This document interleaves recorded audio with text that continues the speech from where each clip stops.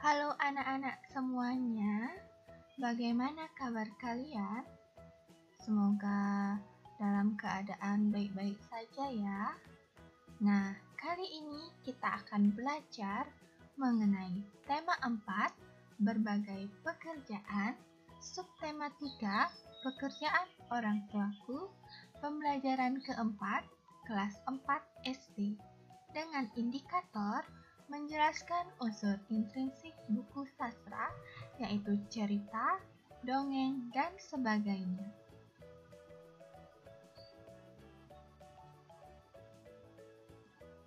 Unsur intrinsik cerita. Sebelumnya, apakah kalian tahu apa itu unsur intrinsik?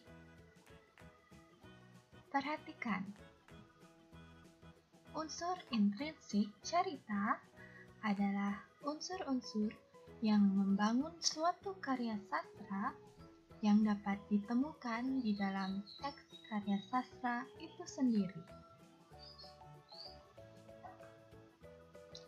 Apa saja unsur-unsurnya?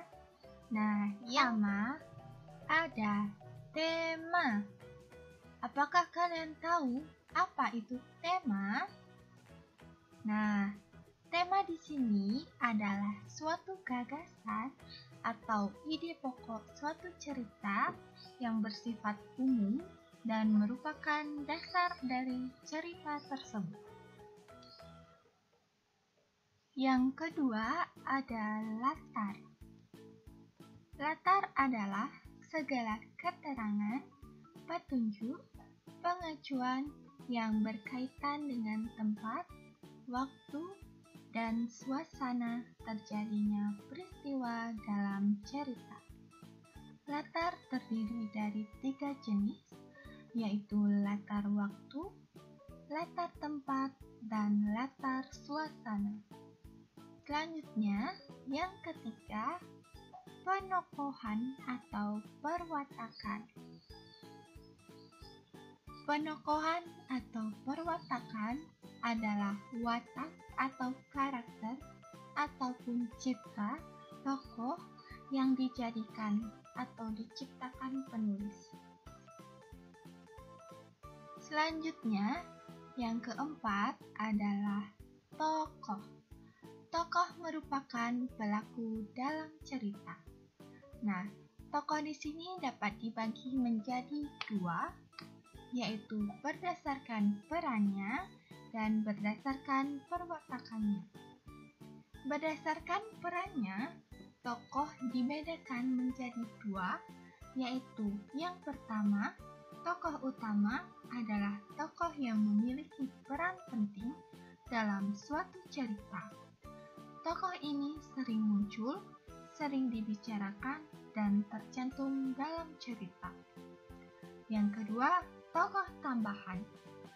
Tokoh tambahan di sini adalah tokoh yang tidak memiliki peran penting dalam suatu cerita karena kemunculannya hanya sebagai pelengkap cerita dan mendukung tokoh utama.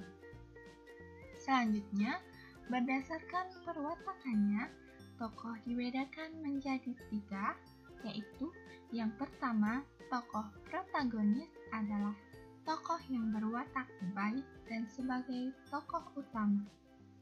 Yang kedua, tokoh antagonis adalah tokoh yang berwatak jahat dan sebagai tokoh penentang dari tokoh utama. Dan yang terakhir, tokoh tritagonis adalah tokoh penengah antara tokoh protagonis dan antagonis. Selanjutnya, yang kelima ada konflik. Konflik adalah peristiwa atau kejadian penting yang diperlukan dalam mengembangkan alur cerita. Yang keenam ada klimaks. Klimaks adalah peristiwa di mana sebuah konflik telah mencapai intensitas tertinggi dan tidak dapat dihindari. Yang ketujuh ada alur. Alur adalah urutan atau rangkaian peristiwa dalam cerita.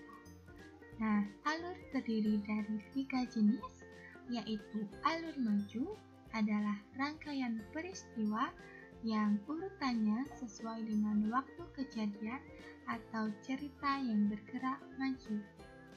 Yang kedua ada alur mundur. Alur mundur adalah rangkaian peristiwa yang urutannya tidak sesuai dengan waktu kejadian atau cerita yang bergerak mundur. Dan yang terakhir, alur campuran. Alur campuran adalah rangkaian peristiwa yang merupakan gabungan dari alur maju dan alur mundur. Dan yang terakhir ada amanat. Amanat adalah pesan atau nasihat yang disampaikan penulis kepada pembaca, dan amanat ini biasanya bersifat positif. Baik, sekian pokok bahasan mengenai unsur intrinsik suatu cerita. Semoga bermanfaat dan sampai jumpa di lain kesempatan. Terima kasih.